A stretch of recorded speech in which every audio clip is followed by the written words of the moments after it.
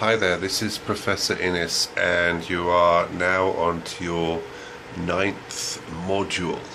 We are now starting on politics, and this is very important within SouthPark because we have lots of political and social considerations brought up in many of the cartoons. So the title you've got for this module is Politics, Liberalism, Authoritarianism and Marxism. So with these three different political ways of thinking, we have different considerations of how groups in SouthPark interrelate and how they get along with each other. So with that, we'll start off with Karl Popper.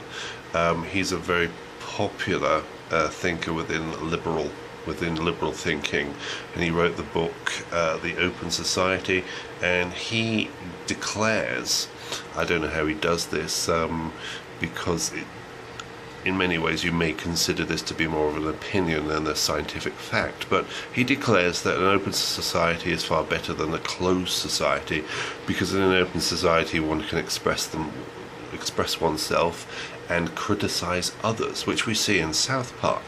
So yeah, if that's what you agree to, which I dare say we do, otherwise we'd have trouble watching SouthPark because it expresses lots of ideas, then that's the case. An open society is far better than a closed society. So the open societies at the moment would be, if we wish to be blunt, say North Korea. So with North Korea, we've got the idea that no ideas can be expressed without them being sanctioned brutally by the state. Now, we wish to look at our own society and say, is it the case that we have an open society and we can express these ideas without being put down by the state? So there are things for you to think about, and think about within the cartoons. Just as Thomas Jefferson, one of the founding fathers of the United States, said here, we are going to allow for challenges. We have to have a society whereby we can challenge ideas and come about with a way of organizing government which allows for others to put forward their views. So at the end of this, as a liberal argument, we have to ask the question, do we have to tolerate the intolerant? And this is a fundamental part of liberal thought. Do we have to tolerate them? Because, is it not the case that if we criticize, we're being intolerant? So is it the case, therefore, that those who are being intolerant are those who are opposing others?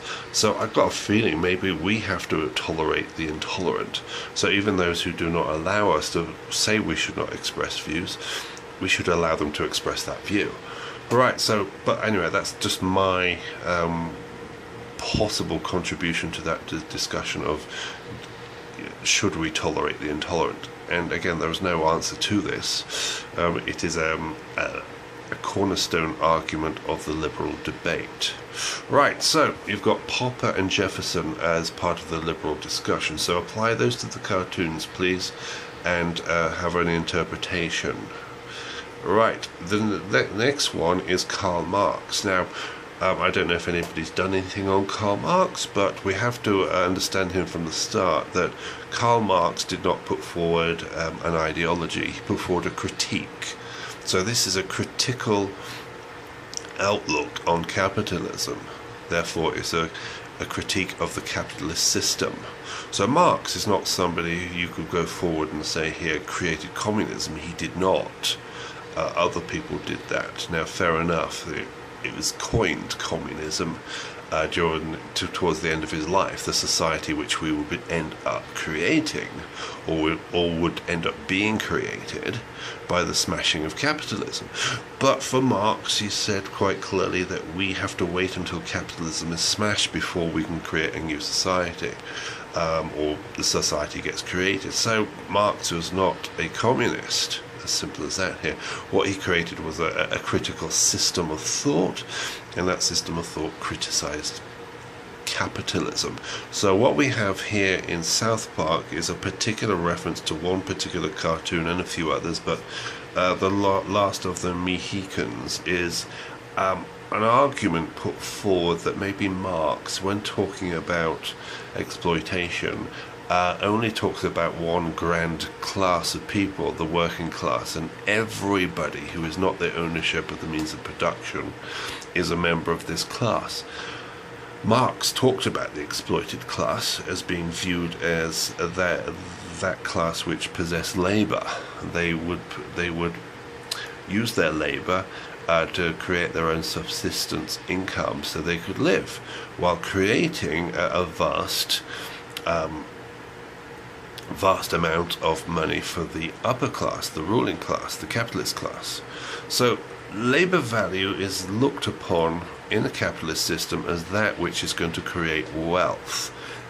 Thereafterwards, Marx would argue that's how we then view the laborer, as that which creates wealth. And that's the only way we're going to view them. We don't view them as being individuals who are capable of art, capable of intellectual discourse or anything other than just pure utter labourers. So we tend to brand them straight away, and literally it is branding. These are slave labourers. They are wage slave labourers, and that's how we see them. So with that interpretation in The Last of the Mohicans, take that and then apply it to how Mexicans are considered in the capitalist system. And again, this is a radical interpretation, but at the moment, with Donald Trump making these remarks, we might consider it to be not too radical. It may sound too familiar. It may sound too pertinent of an interpretation. It may actually sound feasible as an interpretation.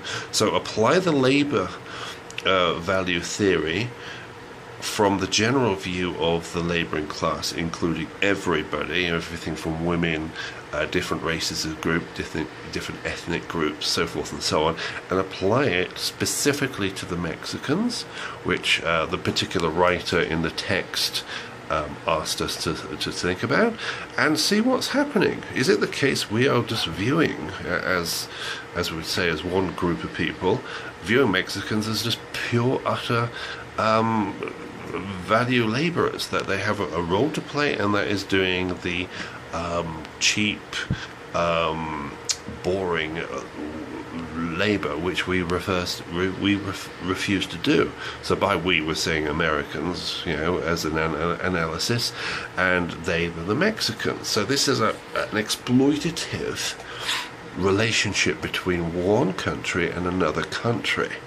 So at the moment we've got Trump talking about building walls and so forth and so on, and in The Last of the Mohicans, I think it's that particular episode, we see a drastic turnaround. Once the Mexicans become ideologically liberated, they become conscious of their exploited, rotten situation, they decide to go home, and the calamity of the going home is clearly recognized. So hopefully that makes sense, because Marxian critique of capitalism is complex, and again, it's a critique, it's not an ideology creating a new society, it's simply criticizing capitalism. Here we have added to that interpretation an ethnic divergence, namely we're not just viewing the exploited class as just being one class containing all groups. We're now talking about a specific range, namely here the Mexicans, as we see them as being exploited in America by Americans. And again, it's not necessarily the case it's only the upper class doing the exploitation, which really it is, but we have other considerations to put forward as well here. How it's the case that maybe American working class people are made more comfortable of their exploited, rotten situation because they can then look down upon Mexicans and their exploited rotten situation, which happens to be 0.2 degrees worse than theirs. Right, so it's a way of controlling the working class to do their work and produce more and more wealth for the upper class. Right, and again, this you might not like this interpretation, but nonetheless it is Marxism, and you've got an introduction to it, or you've done Marxism before, and this is an application of Marxism to a particular situation. Now again, this is difficult work, difficult to understand, but nonetheless it's one of the methods we're going to use in this class. Okay, now if you've got any questions on Marxism, do please let me know, and it is written quite nicely in the book. That's a quite nice potted version of Marxism, and it's an application to ethnic groups, so you're going to have a nice understanding. And again, let me know, send me an email or text or something to ask questions. Okay, right, for that I'll say I think we've dealt with everything here. Right, so enjoy this particular module, and it's the first of many dealing with politics. Okay, and these are good interpretations, whether you agree with them or not. They'll be useful, and especially, as we said here, useful at the moment with the Donald Trump situation. He's setting aside certain groups for criticism. Why would a billionaire want to do that, I wonder? Right, okay, so that was a loaded question, by the way, but anyway. Okay, speak to you soon and enjoy this module. Bye bye.